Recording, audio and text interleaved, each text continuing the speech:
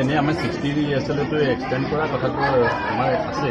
ক'বলৈ নিদিয়ে আপুনিয়ে চৰকাৰ চলাই আছে। প্ৰায় নিয়মীয়াটো কোনো পৰিস্থিতিত সেইটো চেঞ্জ নহয়। প্ৰায় নিয়মীয়া বুলি যে দিলে শব্দটো, সেইটো আচলতে চৰকাৰখনৰ এটা বদান্যতা, চৰকাৰখনৰ এটা মহানতা। এইটো আৰু তাতকৈ আগ নাপায়, এইটো তাতকৈ আগ নাপায়। খুব বেছি যিটো আগবঢ়াবলৈ চেষ্টা কৰি আছো, সেইটো দৰমহাটো যাতে মাহে মাহে দিব। আপোনালোকৰ দৰমহাকেইটাও মই মাহে মাহে দিব। এইটো এটা চেষ্টা কৰি আছো যাতে মাহে মাহে দিব। আৰু এই প্ৰায় নিয়মীয়াৰ পৰা নিয়মীয়াৰ ফালে এইটো আৰু 1 মিলিমিটাৰো আগ নাপায়। 60 years সেইটো আমাৰ থাকিব লাগিব। 60 yearsৰ থাকিব। সেইটো চৰকাৰখনৰ হিমন্ত বিশ্ব শৰ্মাৰ সেইখিনি মহানুভৱতা, বদান্যতা। কিন্তু এই চাকৰিখিনি কেতিয়াও কোনো পৰিস্থিতিত ৰেগুলাৰ নহয়। তাৰমানে তাৰ কোনো আইনৰ ব্যৱস্থা নাই। তথাপিতো ছাৰ আমি এই প্ৰায় নিয়মীয়াকৰণটো ক'বলৈ কৈছে আৰু তাৰমানে ঠিকাভিত্তি বুলি ক'লে অকণ শুনিবলৈ বেয়া পায়। বেয়া পালে ওলাই যাবলৈ কৈছোঁ।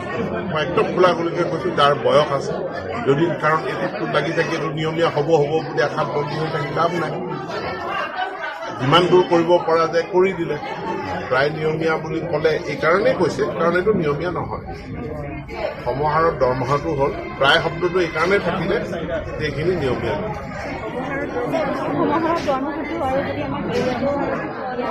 এইটোতো এতিয়া দিয়া হোৱা নাই। বাজেটৰ ওপৰত ডিপেণ্ড কৰিছে। বহু ক্ষেত্ৰত নিয়মীয়া শিক্ষকসকলে যিবিলাক সা সুবিধা তেওঁলোকে কেতিয়াবা ক'ৰবাত বনাছ পাব, সেইটো আপোনালোকে নাপাব, কাৰণ আপোনালোকৰ নিয়মীয়া নহয়।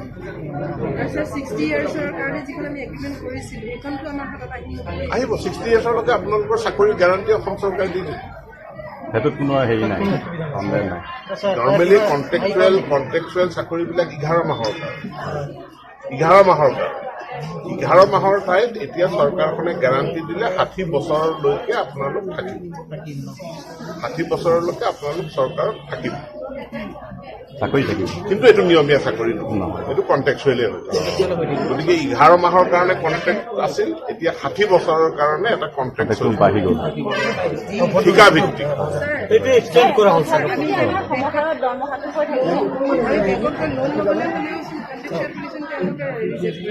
এতিয়া আমি আপোন ঘৰতো পোৱা নাই, আপোন ঘৰৰ হেৰিটো পোৱা নাই। আপোনালোকৰ চাকৰিটো ঠিকা ভিত্তিক।